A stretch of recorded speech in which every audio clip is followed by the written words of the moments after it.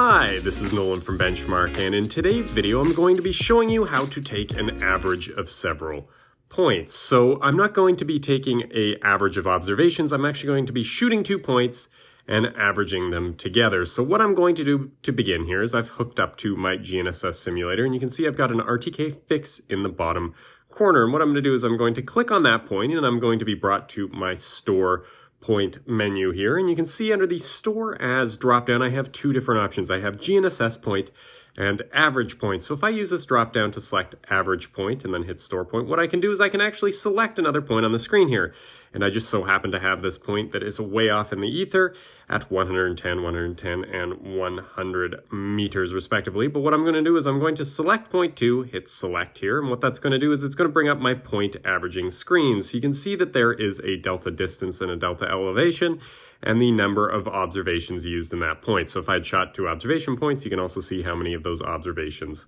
were averaged. And what I'm going to do now is I'm going to hit either store averaged or save. And what that's going to do is it's going to save my point as an averaged position.